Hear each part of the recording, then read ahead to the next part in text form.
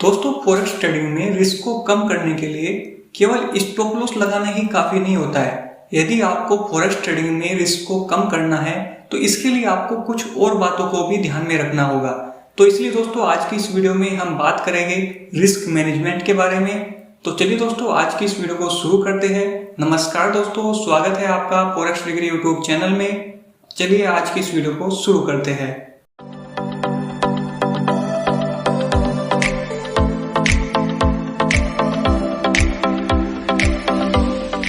विदेशी मुद्रा व्यापार एक जोखिम भरा और सट्टा गतिविधि है और इसके परिणाम स्वरूप वित्तीय नुकसान हो सकता है। वीडियो में दी गई जानकारी केवल शिक्षा और सूचनात्मक उद्देश्य के लिए है और इसे निवेश सलाह नहीं माना जाना चाहिए।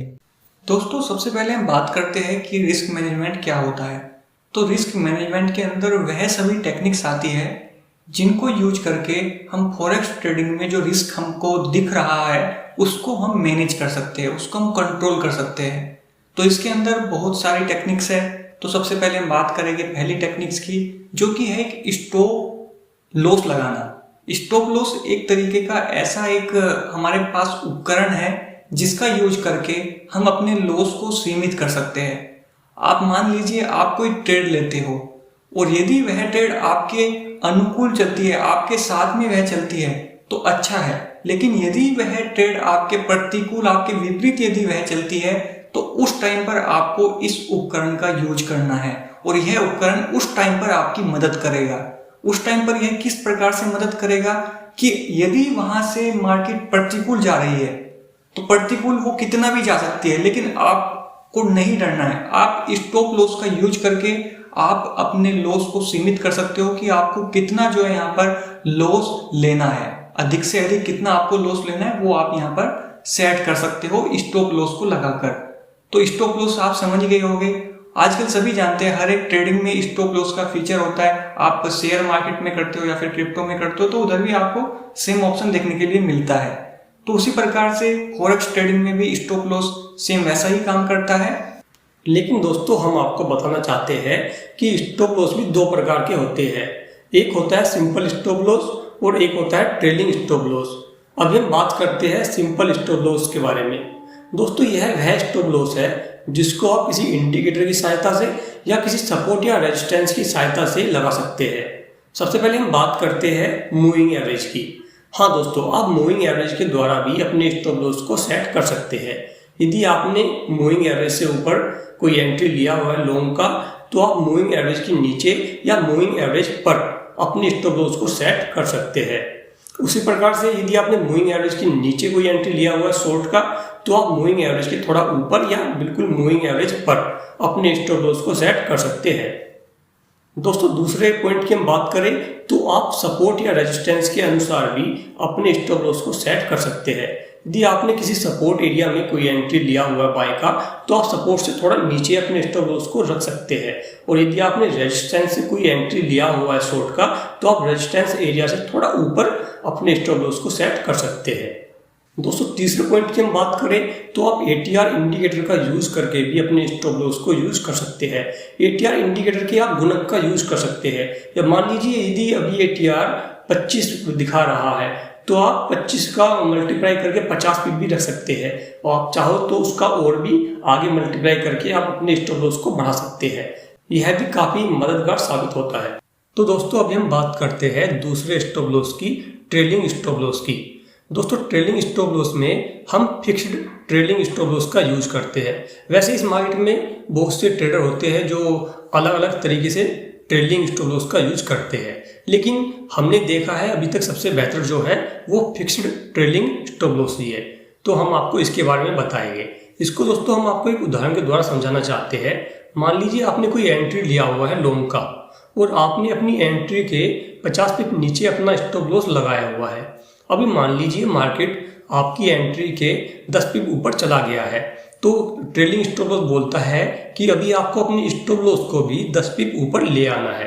अभी मान लीजिए कि आपकी जो मार्केट है वो आपके एंट्री से अभी 50 पिप ऊपर आ गया है, तो आपको अपने ट्रेलिंग स्टॉप लॉस के द्वारा अपने स्टॉप लॉस को भी 50 पिप ऊपर ले जाना है। अर्थात अभी आपका जो स्टॉप लॉस होगा वह जस्ट आपकी एंट्री पर होगा, यानी कि ये बात तो तय हो गई है, आपको अब इस ट्रेड में कोई भी लॉस होने वाला नहीं है, क्योंकि आपने ट्रेलिंग स्टॉप लॉस का यूज करते हुए अपने स्टॉप लॉस को अपनी एंट्री पर रखा हुआ है।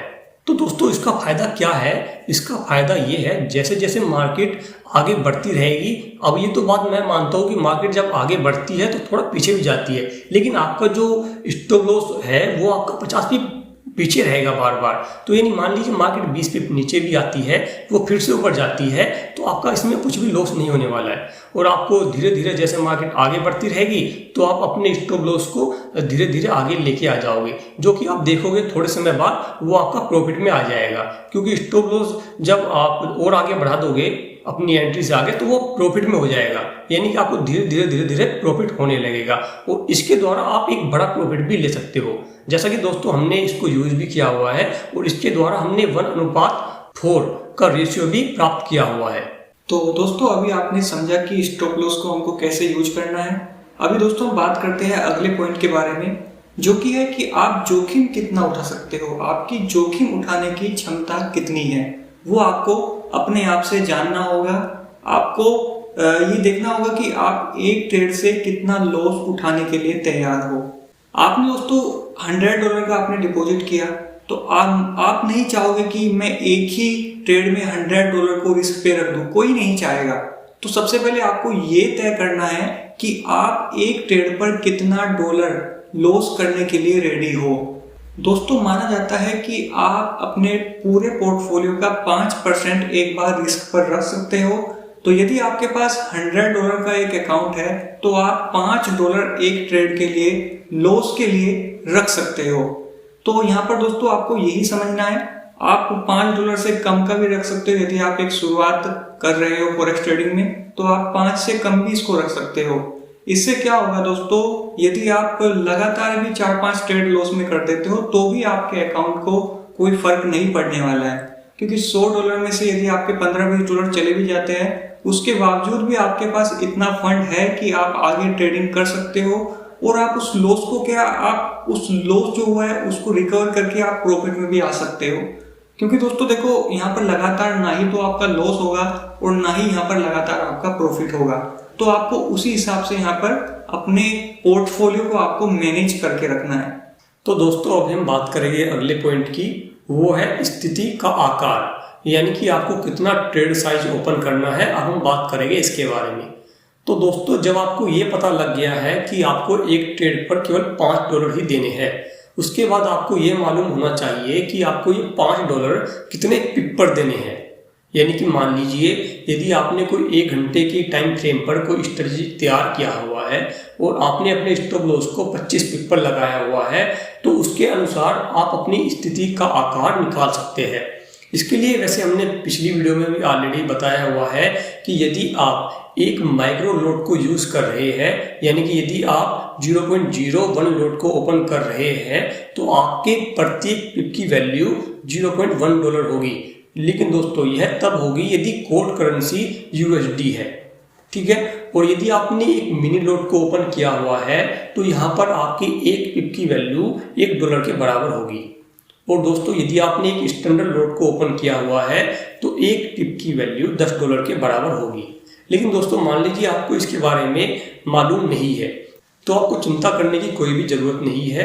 आप दोस्तों सिंपली ये कर सकते हैं कि आप $5 जो आप लॉस पर रखने के लिए तैयार है, उस 5 को आप डिवाइड कर सकते हैं अपने पिप से। यानी कि पिप यदि आपकी 25 है तो आप 25 पिप से भाग कर सकते हैं। जो भी आएगा उसको आपको फिर 10 से डिवाइड कर देना है, वह आपका लॉट साइज निकल के आ जाएगा। तो दोस्तों अभी आपने समझ लिया कि आपको कितना लॉट साइज ओपन करना है। तो अभी दोस्तों हम आपको समझाते हैं कि आपको उत्तोलन यानी लिवरेज का आपको कितना यूज करना है, क्योंकि ये एक आजकल ब्रोकर जो है 1000, 2,000 तक का लिवरेज हमको दे रहे हैं, लेकिन ये लिवरेज जो है जितना फायदेमंद होता है उससे ज्यादा ये नुकसान साबित होता है ट्रेडर के लिए। तो सबसे पहले हमको समझना है कि हमको कितना जो है लिवरेज यूज करना है।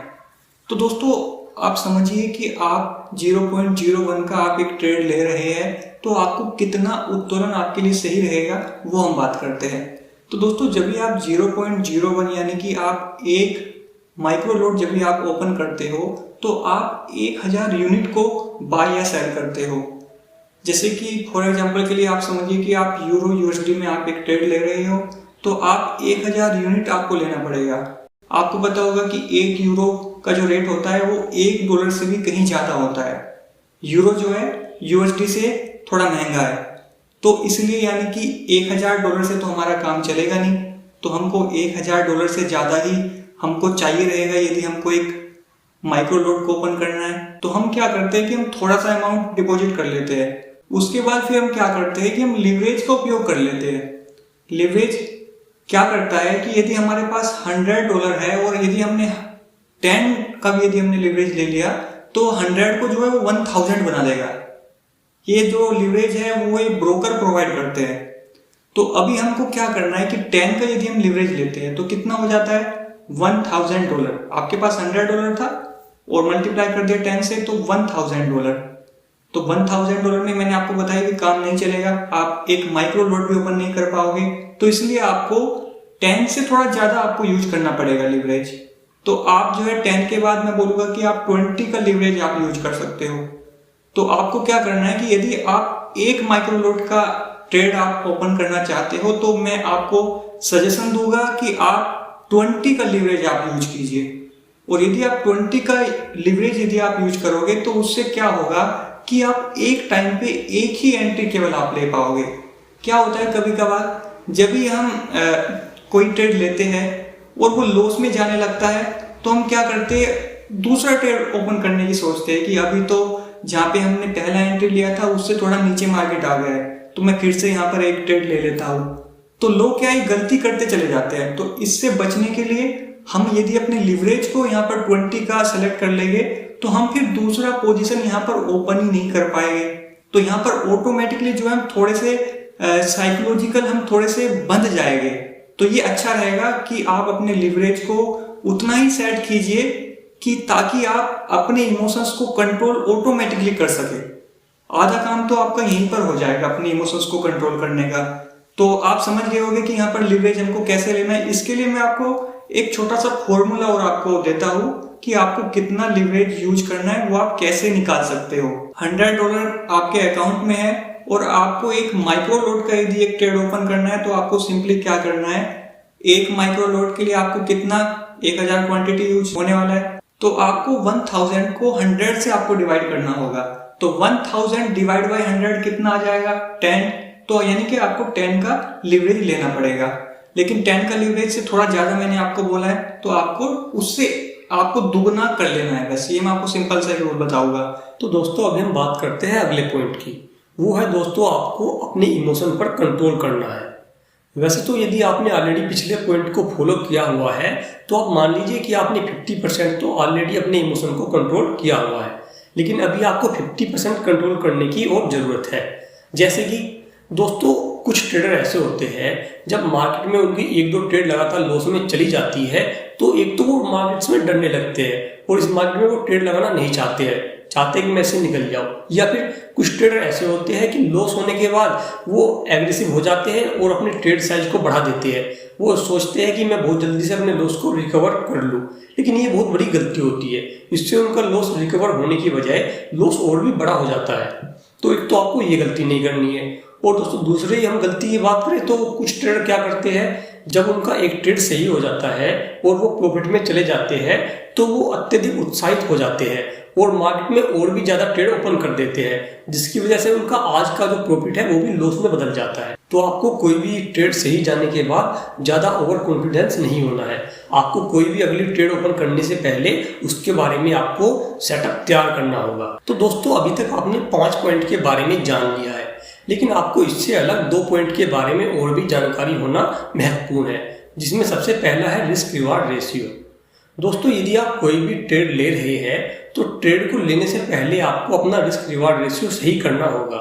मान लीजिए आप कोई ट्रेड ले रहे हैं और आप उसमें स्टॉप लॉस 25 पिप का रख रहे हैं, तो दोस्तों उस ट्रेड में आपको कम से कम 25 पिप का प्रॉफिट भी लेना होगा।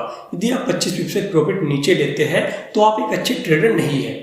तो आपको ये हमेशा याद रखना है कि रिस्क रिवार्ड रेशियो कम से कम 1:1 में हो। लेकिन दोस्तों जैसा कि हम आपको सजेस्ट करेंगे, कम से कम दोस्तों आपका रिस्क रिवार्ड रेशियो 1:2 का होना चाहिए। यानी कि यदि आप 25 पिप का लॉस लेने को तैयार है तो दोस्तों आपको इस ट्रेड से कम 50 पिप का प्रॉफिट बुक करना चाहिए।